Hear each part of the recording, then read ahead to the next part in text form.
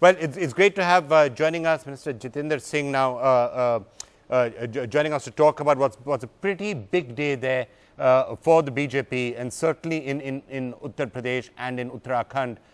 Thanks a lot for joining us. Just wanted to get your sense of the message that you think the country and certainly the BJP will take from that absolutely stunning victory in Uttar Pradesh. I don't think even you were expecting 300 plus seats there in UP. Yeah. Could you repeat, Vikram? I was just asking you the message that the government and the party will take from that victory in Uttar Pradesh. Yes, you're right. This is an incredible victory. And I think this is also an unfolding of a new chapter in the history of Indian democracy.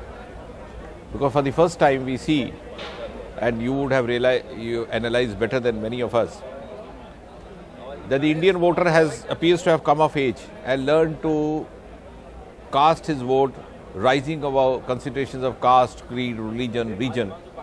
And this is something which augurs well for a healthy democracy. B, in the earlier elections, including in the heartland, to a lesser or a greater extent, there was always some kind of influence of a feudal mindset, which would, influence a voter in the favor of a particular dynasty or a family.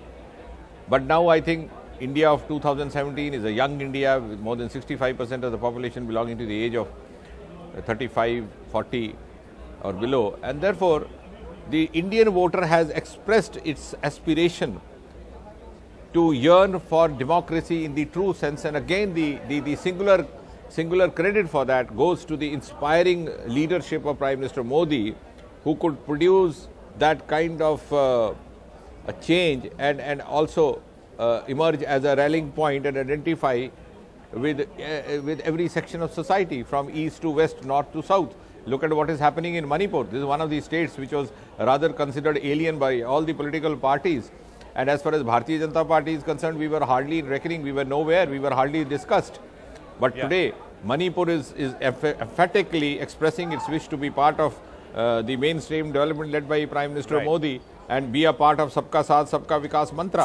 So I think that is also a contribution to the national integration. So the message of the vote outcome is at multiple levels. It is not confined only to the electoral gains. So can I just ask you, wider message. So if I could just ask you directly, there are a lot of people have tried to, because people were expecting that the BJP is going to win, maybe not with that sort of a landslide. Nobody had expected this. Certainly the exit polls didn't. People were expecting the BJP winning, but you heard 2 or 3 different reasons for that. One, it's the caste combination, non-Jatav Dalits and non-Yadav OBCs coming together with the upper caste behind the BJP. That was one reason given. Leadership of Narendra Modi, second reason given. And there was a third reason given, that yes, there was a certain amount of polarization that especially happened in the final phases of the UP election. Are you saying it wasn't those factors as much as just a desire for development which people saw in Modi and in the BJP? See, I think that question has been to a great extent answered by the nature of mandate that has emerged. Had it been guarded or guided or dictated by any of these factors or all these factors, we would not have received such overwhelming mandate and an inclusive mandate from all the regions of the state. And not only Uttar Pradesh, even as I said, from Manipur. So, which other word means that people have learned to repose their faith in the trustworthiness and the honesty and the sincerity of purpose, which has been adequately evident through Prime Minister Narendra Modi, of course coupled with the organizational skills of our National President Amit Bhai Shah. It's still not clear though, Jitendra, whether you are going to win in Manipur and in Goa. In both states, you are trailing right now. So to that extent, there were people who were expecting in the BJP that you will win 4 out of the 5 seats. That might not, 4 of the 5 states. That might not happen if the present trends continue, which will be counterbalanced by the fact that your victory in Uttar Pradesh was far more than anybody would have possibly expected. But I would just hasten to add over there that as far as Manipur is concerned, in the final reckoning, we will have a Chief Minister from Bharatiya Janata Party. Why are you saying that? Because if you look at it, and it's interesting to understand that, because in Manipur, there are a large number of others which are leading actually in 14 or thereabouts right now. So are you confident that in Manipur, the BJP will be able to go to those others, talk to them and that will be too premature for me to comment publicly. But yes, that is the will of the people. Yeah, the will of the people right now saying 22 Congress, 14 BJP, 13 others. So even if, and there are 50 out of 60 have been counted, those are the figures on the screen. Even if you get all the remaining 10, it's still 24, you're still short of the halfway mark. So you'll have to talk to somebody else. Yeah, I think we'll have to wait and come to a conclusion.